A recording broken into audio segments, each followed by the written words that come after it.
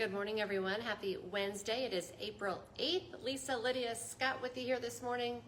We're talking before we started this, and it's kind of a dreary, icky day. Yeah, it is. We'll get Lydia's forecast in a moment. How about that for a sell? Stick around. Yeah. Nothing Let's good talk about in it being terrible. First, I want to remind you, of course, we're live on Facebook every weekday morning with your morning weather and news headlines, but it stays on your feed throughout the day, so you can watch it whenever it works best for you, or listen to it as a podcast. Just go to inform.com/podcast and look for the Inform Minute. All right, like we said this morning, chilly, kind of cold, rain, snow, wind. It's not very nice. No, I feel cold just looking at the tower cams this morning. It just Yeah. looks icky. Overcast, snow in the north, rain in the south. At one point, we were trying to mix in a couple slushy snowflakes here in Fargo, but nothing that can accumulate at 35 degrees.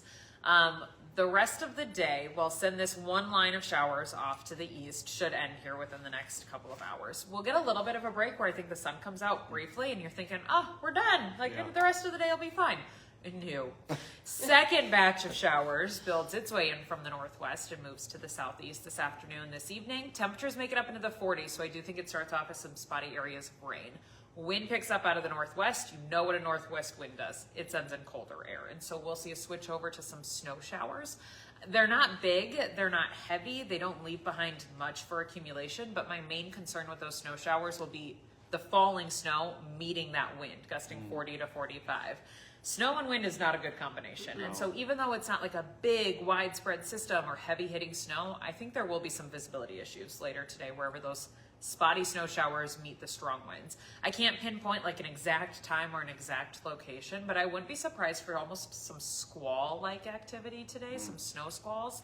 It's what I like to call mini blizzards. Yeah. They're not long enough or big enough to go full-blown blizzard, but they're these little areas where travel can get really tough, where all of a sudden you can be in whiteout conditions. Something we'll watch for today. Just want to give the heads up that that's a possibility. Probably anything after about 3 o'clock as temperatures begin to go backwards and we see some of the snow showers. Speaking of the wind itself, out of the northwest, gusting 40 to 45. Gusts in western and southwestern North Dakota, 50 plus today, maybe up to 60 miles an hour. That's cooking. They're not getting the precip, but those are really fierce winds. So there's a wind advisory. It goes into effect at 11 a.m. and lasts until 7 p.m. tonight. If it's trash day on your street, your bin might be down the street. Yeah. Who knows where? She could be long gone with those types of gusts. So we're watching out for that as well as any of the precip for today. Excuse me. The showers will fade away sunset time, 8, 9 o'clock tonight. Wind takes a little bit longer to back down, stays breezy through the overnight, probably a breezy start to our Thursday, and then gets a little bit calmer. We're left chillier for tomorrow, mostly cloudy skies and highs upper 30s to near 40. All of that to lead up to Friday, which is clearly the best day of the week and the best forecast. We'll clear everything out. We have high pressure moving in, which means sinking air, which means sunshine. You need rising air to form clouds, if you remember the water cycle. So lots of sunshine on Friday, thinking of mostly sunny sky, temperatures in the 50s, probably very spring-like, melting, sunny, mild, people out and about with a Friday feeling on a Friday afternoon. I think it's looking pretty good. 50s still on Saturday, comes with a mostly cloudy sky, chance of showers later in the evening, and a breeze, so it's not as perfect, but still 50s. I mean, we'll still be melting at least, and okay for any weekend travel. Sunday, I think 60s, widespread 60s, and maybe even a rumble of thunder. So some scattered thunder showers are possible on Sunday.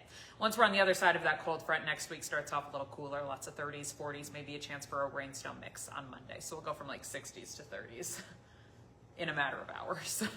Sharp cold front moves through.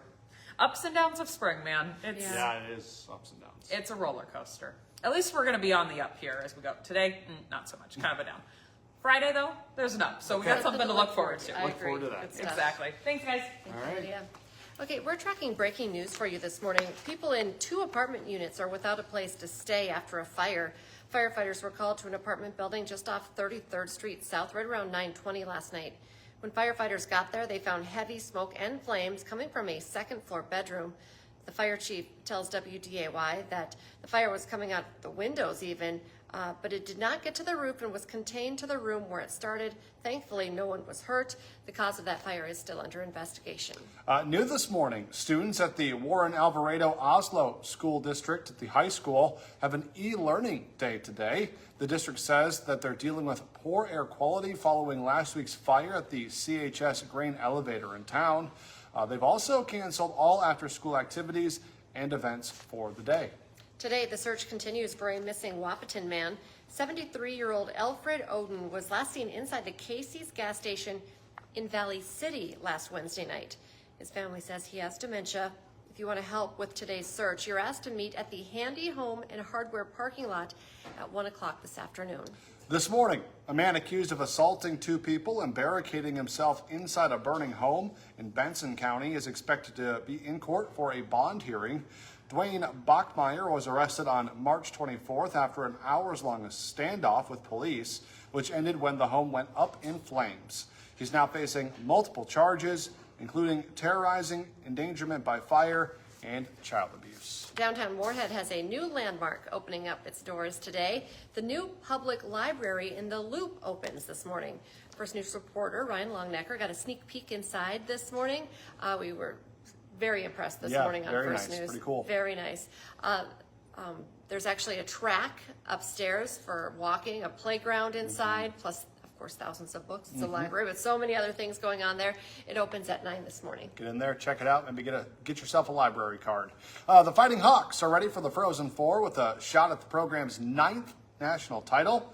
UND takes on Wisconsin in the first semifinal game tomorrow afternoon, 4 o'clock in Las Vegas. You can watch on ESPN2.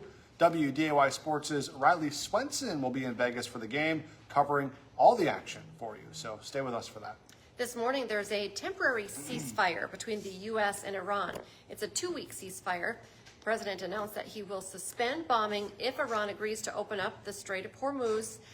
Iran says it will grant safe passage through the strait if ships coordinate with its armed forces. Markets reacted well to the news. Oil prices fell overnight and stock futures jumped. Today on Hot Mic with Dom Izzo, the top high school football recruit in North Dakota, announced his college decision last night. Today, you'll hear from Kindred's Brooks Bacco for the first time about heading to Minnesota. Plus, former Bison fullback Truman Wermeyer has intrigued some NFL scouts. So, the Fargo native is in studio to chat about his draft prospects. Hot Mic is live from 9 to 11 on WDAY Extra and Inforum.com. Now's a great time to get that Inforum.com subscription. 99 cents a month for your first 3 months. Check it out. All right, and be sure to join us for the rest of our newscast today. Our next one's at 11, then 4, 5, 6, 9, and 10. We're back with First News tomorrow morning from 5 to 7. Have a great day, everyone.